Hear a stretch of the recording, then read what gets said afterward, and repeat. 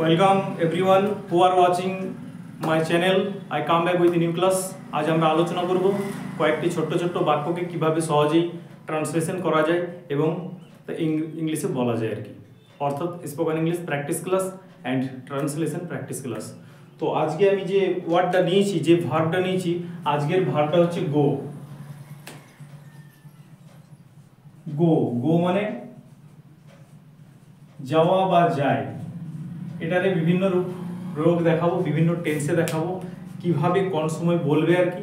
তো একটু মন দিয়ে দেখো, খুবই ইম্পর্টেন্ট ক্লাস এবং খুব সহজ ক্লাস।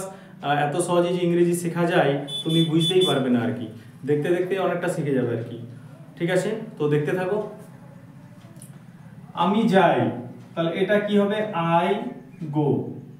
আমি যাচ্ছি, অর্থাৎ কাজটা আমার চলছে, আমি এখন রাস্তায় আছি, কন্টিনিউ। তাহলে এটা কি হবে? I am going, এটাকে বলে প্রেজেন্ট কন্টিনিউয়াস। আমি গিয়েছিলাম আগে, ঠিক আছে, কোনো একদিন কইতে গিয়েছিলাম, past tense, simple past. I went, দেখো গো থেকে ওয়েন্ট হয়, এটা পাস্ট ফর্ম আছে, ঠিক আছে।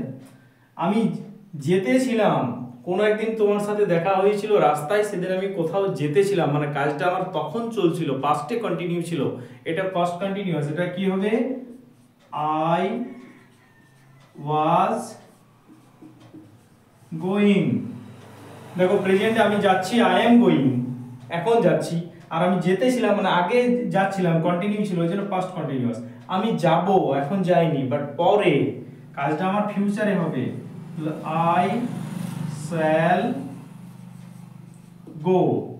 আচ্ছা দেখো, কিন্তু মাঝে কিছু এই আছে, তার সামনে আমি একটা লিখে রেখেছি, আমি যাবই। 10 নাম্বারটা দেখো, এগুলো বলছি আর কি। আমি যাবই, দেখো এখানে আছে যাবো, সাধারণভাবে কোনো কথা বলা, আর এখানে আছে আমি যাবই, এক প্রকার নিশ্চয়তা আছে, সিওরিটি আছে, জেদ আছে। তাহলে এখানে কি করবে? I will go. কাজের পরে যদি সিওরিটি, নিশ্চয়তা, জেদ যদি বেশি জোর দেওয়া বোঝায়, তখন শ্যালের জায়গায় উইল করবে এবং উইলের জায়গায় শ্যাল করবে আর কি।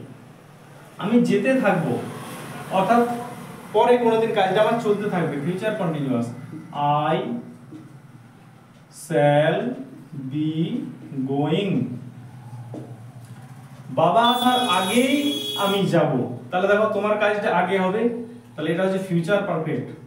I shall have gone before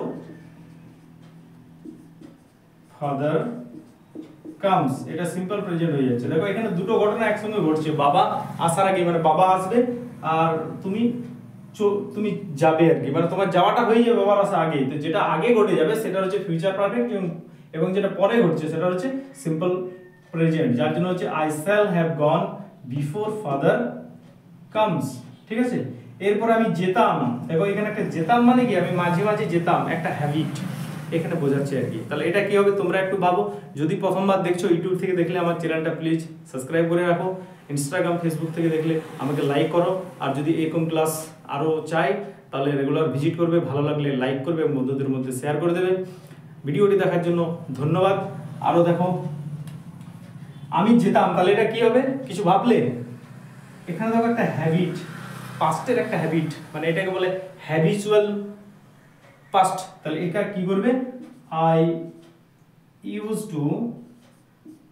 used to go, আমি যেতাম, মানে কোনো একদিনের কথা বলে না, মানে মাঝে মাঝে যেতাম, প্রায় যেতাম আর কি। আমি যেতাম না, I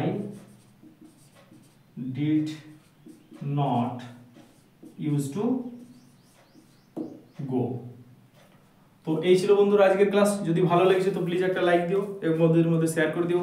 শেষ পর্যন্ত দেখার জন্য থ্যাংক ইউ সো মাচ। আবার একটা নতুন ক্লাসে দেখা হবে, ততক্ষণ সবাই ভালো থাকো, সুস্থ থাকো।